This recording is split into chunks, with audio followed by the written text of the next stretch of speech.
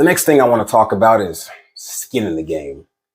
To understand the psychology behind the sunk cost fallacy, you have to understand this concept of skin in the game.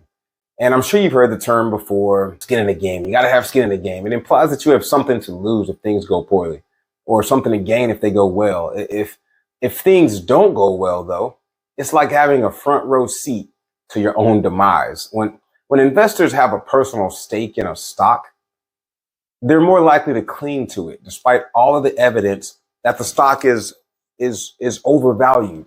And this phenomenon contributes to the stock market's resilience in the face of interest rate hikes and other obvious signals of a bubble economy. Having a resilient stock market is really not always a good thing in the long term. And you know what? Sometimes it's not just about the money. Sometimes people will hang on to a stock because it's from a product of a company who you really, really admire, or a product you use all the time, and it becomes personal to you. And that makes it all the harder to let go. But you got to understand that sometimes letting go can save you a lot of time, a lot of money, a lot of anxiety, and a lot of stress. Also, I think it's important to understand sunk costs when it comes to investing.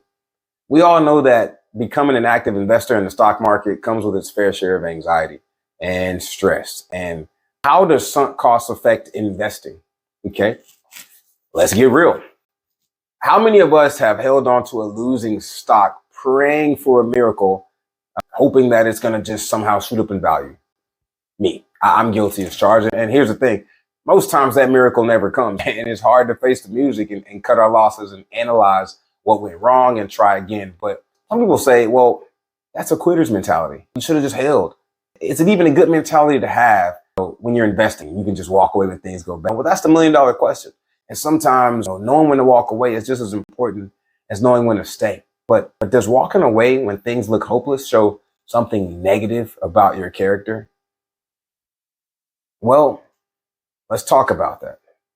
Let's talk about character and perseverance as it pertains to the sunk cost fallacy. It's easy to be a winner when everything is going your way, but when the chips are down and things get rough, that's when your true character shines through. Should you just swallow your pride and admit defeat, move on, or trust your gut, endure, double down on your investment? Because that's what they say to do. If you really believe in the stock and the price drops, well, just buy more, double down.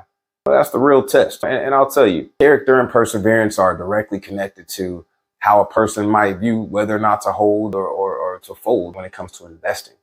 Because it's not just about the money. It's about who you are as a person. Can you stick it through? Are you willing to endure? Here's another theory I have. Maybe, just maybe, seasoned investors convince average investors that they must learn to go against their gut feeling and hold on to stocks even when they're tanking. Perhaps these seasoned investors are the ones selling stocks and taking profits, while average investors are stuck holding the bag. Just a theory, just a possibility.